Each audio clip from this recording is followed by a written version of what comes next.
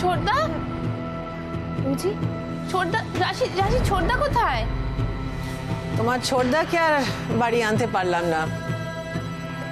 ডক্টরকে কনসাল্ট করে অ্যাডভাইস নিয়ে ওকে আমি একটু বিদেশে ট্রিটমেন্টে পাঠিয়েছি। ও তো সুস্থ হচ্ছে না, অনেক দিন ধরে তো অসুস্থ। আবার নাটক, আবার মিথ্যে কথা।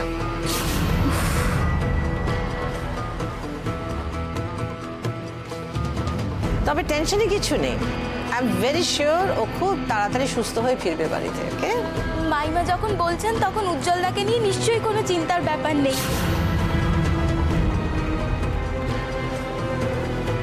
কিন্তু তুমি কতক্ষণ রাশিকে ওখানে ওরকম ভাবে দাঁড় করিয়ে রাখবে বলো, বরণ করার নাম করে? তাড়াতাড়ি বরণ করো, ওকে ঘরে নিয়ে চলো। Alright, wait a minute.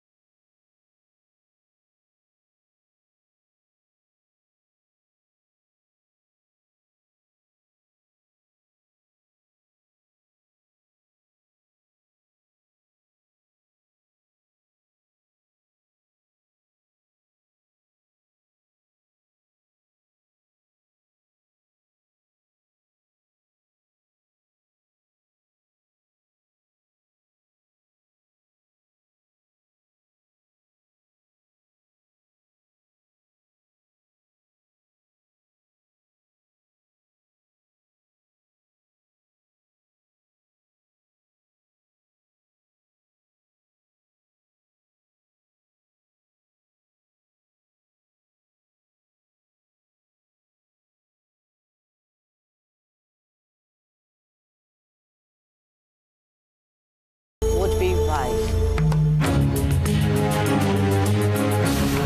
or fiancé, বাগদত্তা।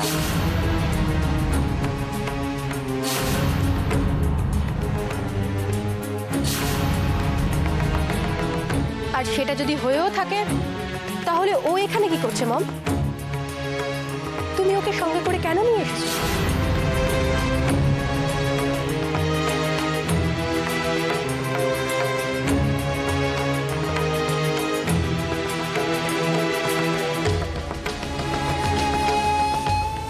আসলে আমি ডক্টর জেসিকে কথা দিয়েছিলাম আমার রুজিকে আমি ফিরে পেলে আমি মান্নাতকে ওর কাছে ফিরিয়ে দেব,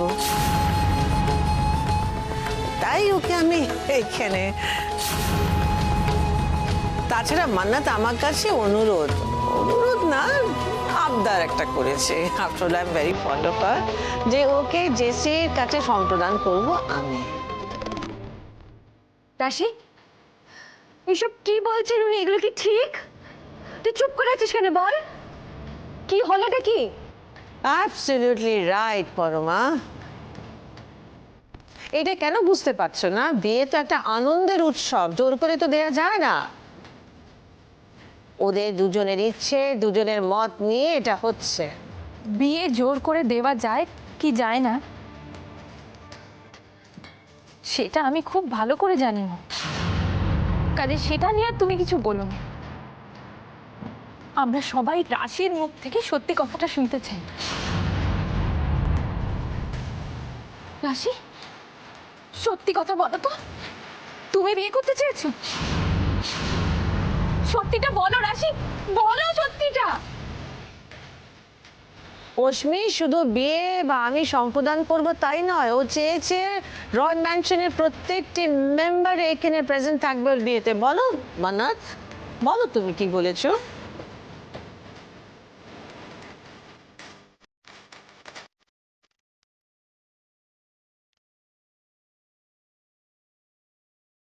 অপূর্ব, অসাধারণ, অভাবনীয়। সত্যি মা, আপনার কোনো তুলনা নেই। তা না হলে মাত্র কদিন কাজ করা এ বাড়িতে একটা মেয়ের জন্য আপনি এত বড় একটা ডিসিশন নিলেন তার আবদার রাখার জন্য। সত্যি ভাবা যায় না। তোমরা তো অনেক কিছুই ভাবতে পারো না, যে মেয়েটা এতদিন পুঁজিকে দেখাশোনা করে ওকে সুস্থ করে তুললো, তার জন্য মাম এইটুকু করতে পারে না? ওই জন্যই তো বললাম উনি মহান। ঠিক আছে, এই ডিসকাশনটা এখানেই থাক। যতদিন না বিয়ে হচ্ছে মান্নাত এখানেই থাকবে। রিটা, হরিকে ডাকো তো। হরি কাকা, একবার এদিকে শুনে যাও তো। দিদিমণি ডেকেছ? ছোট বৌদিমণি, তুমি ফিরে এসো। ও সেই একই ভুল। সবাইকে বোঝাও, হরিকে বোঝাও।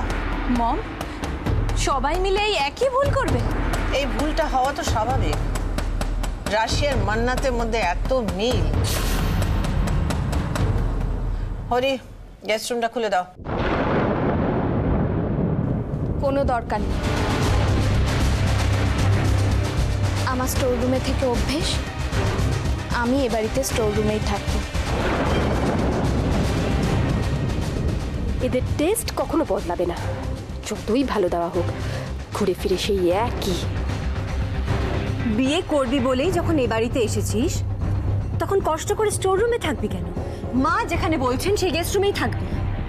আমি বলেছি বলি ওকে গেস্ট রুমে থাকতে হবে না। ও নিজের ইচ্ছেতে এসছে, ও যেখানে খুশি থাকবে। এসো মান্নাত। 1 মিনিট ম্যাডাম। ফ্রেশ হয়ে নাও, আমরা পরে কথা বলবো। আমি তো এতক্ষণ বিনা বাক্য ব্যয়ে আপনার সব কথা শুনে গেলাম। এবার আমি বলি, আপনি শুনুন। এই যে এখানে যারা আছে, যাদের সামনে আপনি আমাকে মান্নাত বলে পরিচয় দিয়েছেন,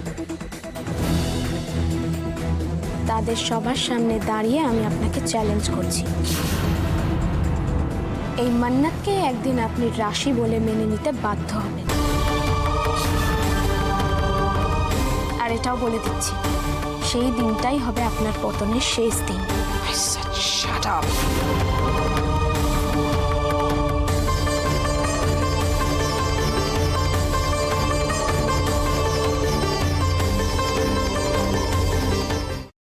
তোমাকে আমি শেল্টার দিয়েছি, তোমার বিয়ে দেবো বলে আমি আমার বাড়িতে নিয়ে এসেছি। যা বলেছো, যা চেয়েছো আমি করছি। তার এই রিটার্ন। এই কথার মারপ্যাচেই আপনি অনেককে বোকা বানিয়েছেন, খেলেছেন আমাদের মতো সাধারণ মানুষের জীবন নিয়ে। কিন্তু সবকিছুর তো একটা সীমা আছে, তাই না? তোমার কি করে অডাসিটি হয় মমকে এভাবে কথা শোনানোর?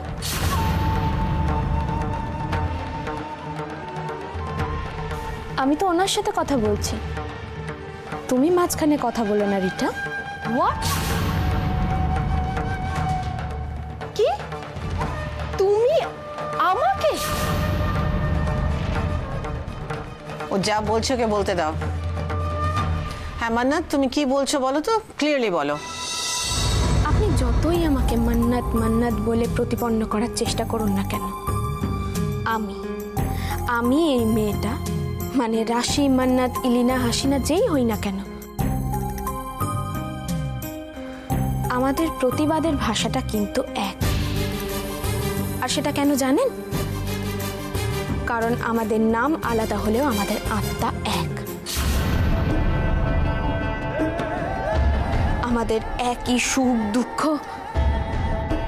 এই মানুষটা আমাদের খুব চেনা। এই কথা, এই জোর, এই আত্মবিশ্বাস আমরা খুব ভালো করে চিনি অস্মি, তাই না? অবশ্য আপনাদের এসব চেনা হওয়াটা খুব স্বাভাবিক, কারণ সারা পৃথিবীর ভালোবাসা আর যন্ত্রণার ভাষাটা এক। তোমার ভাষার তত্ত্ব কি শেষ হয়েছে না আরো আছে? আপনার এইসব কথা নাটকে কিছুক্ষণের জন্য মানুষকে বিভ্রান্ত করা যায় ম্যাডাম, কিন্তু একটা কথা ভেবে রাখুন, কে বলতে পারে আপনি আজ যেখানে দাঁড়িয়ে আছেন সেই মাটিটা কোনোদিনও কেঁপে উঠবে না।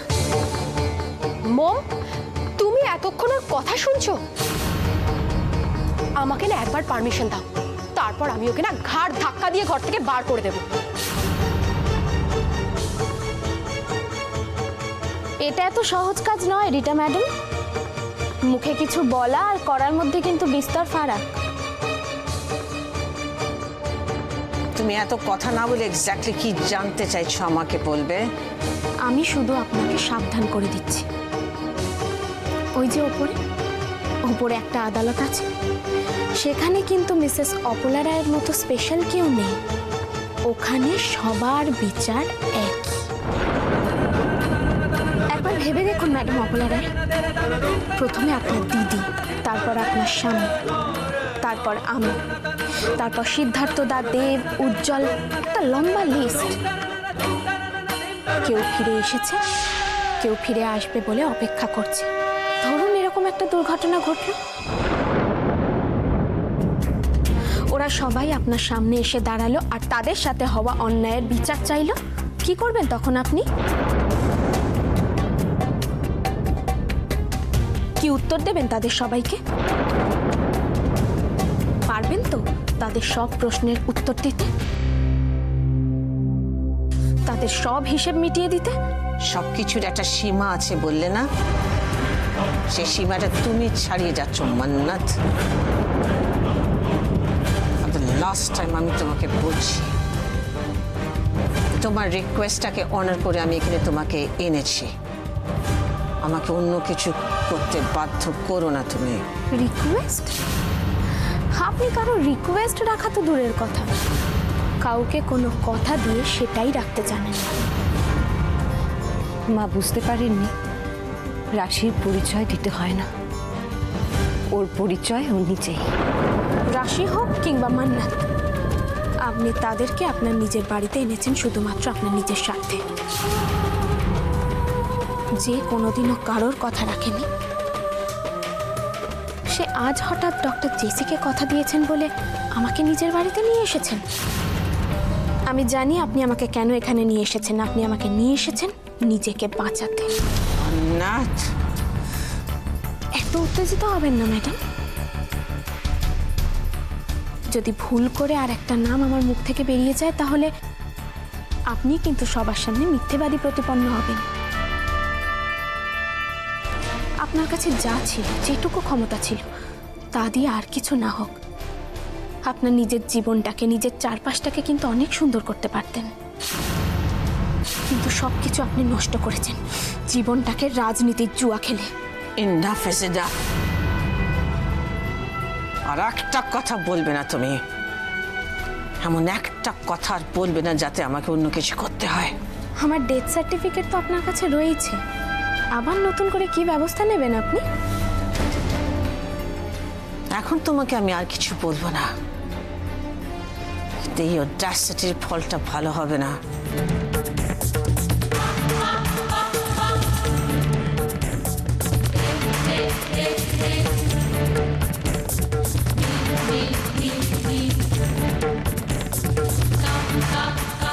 রাশি,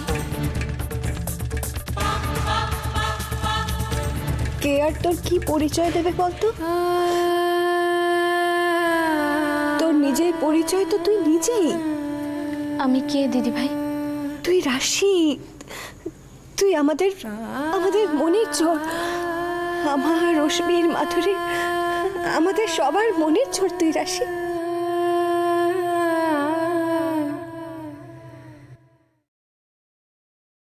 এসব নাকামোর মানে কি? হঠাৎ এটাকে খুঁজে পেয়ে শেষ না করে এখানে নিয়ে এলো কেন অপলা রায়?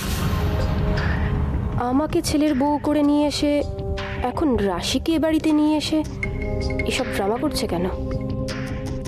মান্নাত আর জেসির স্টোরিটাই বা কি? কি করতে চাইছে অপলা রায়?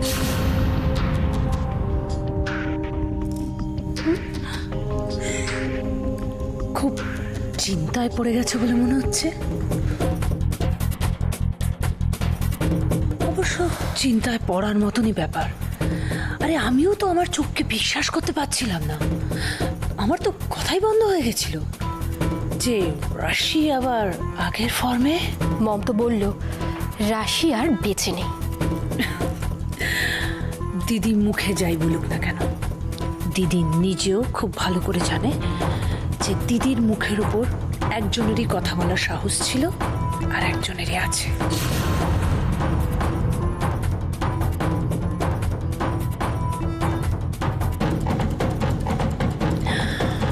অবশ্য দিদি যাই করুক না কেন, দিদি নিজে জানে যে সামনে একটা বড় ইলেকশন। সো হু নোস, এটা আমাদের ম্যাডাম অপলা রয় পলিটিক্যাল স্ট্র্যাটেজি হতে পারে। না, ব্যাপারটা অত সহজ নয়। আর আমি এটা নিয়ে কোনো হেডেক নিতে চাই না। বিয়ের আগে যে করেই হোক এই ড্রামাটা বন্ধ করতে হবে, আর ওই রাশিকে এই বাড়ি থেকে তাড়াতে হবে।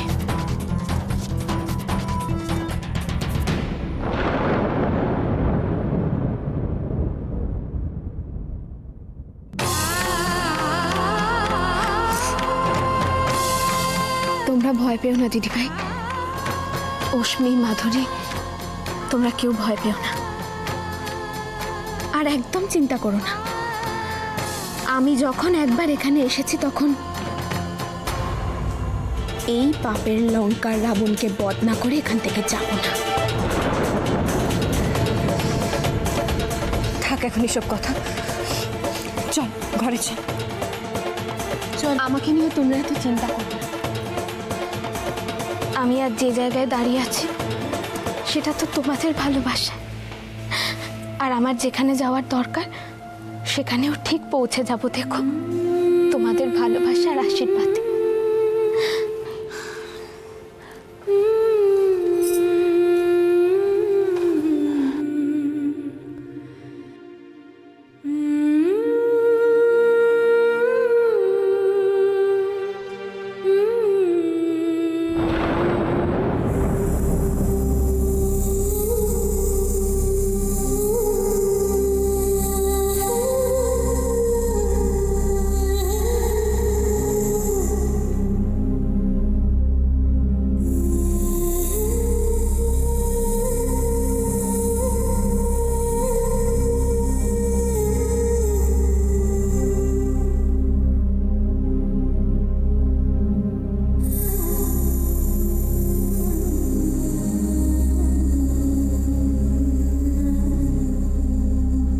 এ বাড়িতে এসে এটাই আমার মাথা গোজার জায়গা ছিল, একমাত্র আশ্রয় ছিল। আজ এখানে তুমি অধিষ্ঠান করছো বলে এই জায়গাটা এ বাড়ির সব থেকে সুন্দর, সব থেকে শান্তির জায়গা হয়েছে ঠাকুর, সব থেকে শান্তির জায়গা।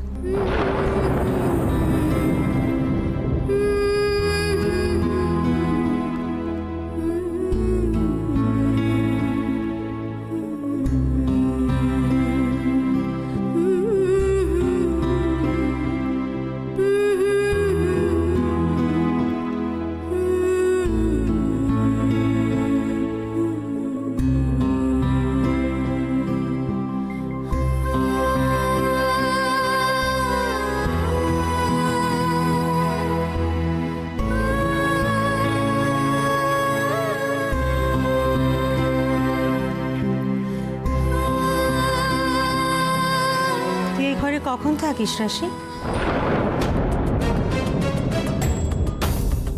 যখন তোমাদের কথা খুব মনে পড়ে, যখন বিক্রমপুরের কথা খুব মনে পড়ে, যখন খুব লিখতে ইচ্ছে করে, আর যখন মনে হয় একটু একা একা থাকি।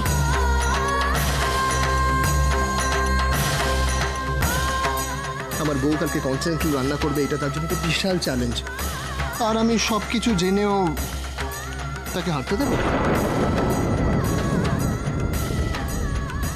আমি তোমাকে ছুঁয়ে বলছি, আমি তোমাকে ছুঁয়ে বলছি, তোমার জায়গাটা আমার জীবনে কেউ কখনো নিতে পারবে না। রাশি, রাশি, আমি খুব তাড়াতাড়ি তোমার কাছে ফিরে আসবো।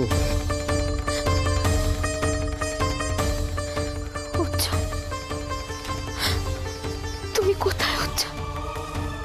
কোথায় তুমি? তুমি কোথায়? কোথায়?